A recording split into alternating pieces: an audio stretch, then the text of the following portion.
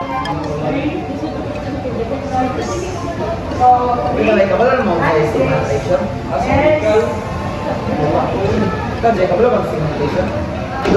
Yes, sigma notation is also known as ratio notation.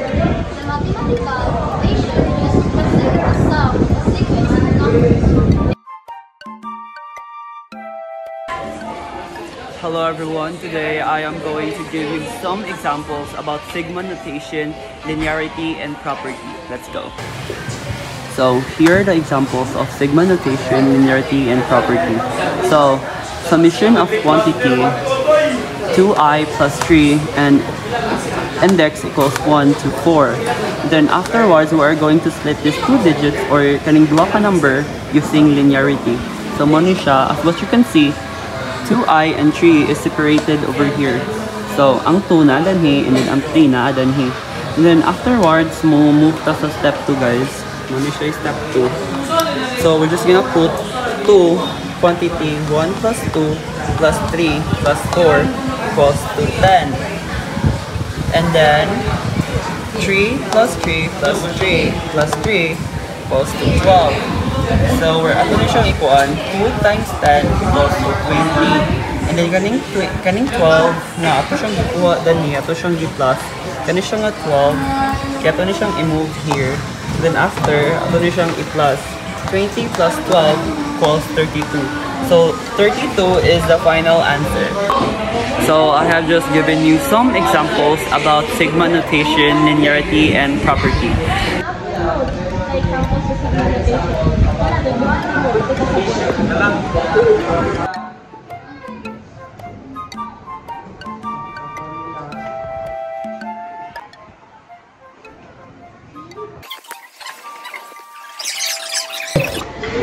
Sigma represents sum. S is the upper limit, is the ending value of index. When the lower limit is n is equal to I is the starting value of index, while the I is the index value. Ah, yes. As Joy said, she explained that this is the sigma, this is the index, this is the range of the index, and this is the term being sum. But now, since we have a given here, example, I will show you how to solve it. So, since our range of the index is 5, our index is 1, and our term of being summed is I, which is our I is equals to 1. We will substitute I with 1. And our last term will be 5 since it is the range of the index. Now, substitute the I, which is 1. We start with 1. 1 plus 2 plus 3 plus 4 plus 5. The reason why we stop at 5 is because the range of the index is 5. And then we add 1, 2, 3, and 4, and 5 together, making 15. And this is the sum of the sigma notation.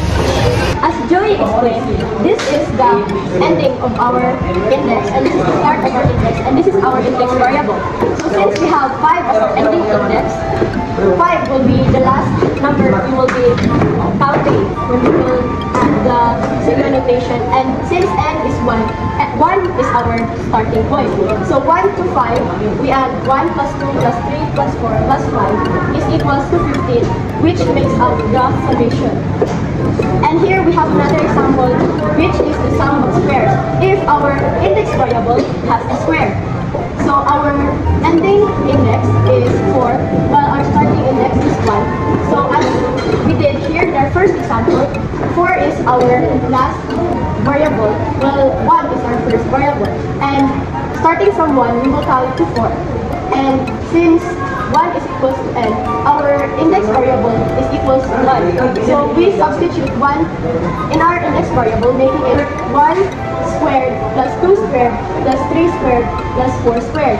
And then since they have an exponent of 2, we will find their square, which is 1 squared is equals to 1, 2 squared is equals to 4, 3 squared is equals to 9, 4 squared is equals to 16. And when we add all of this, it is equals to 30, which is our sum of squares.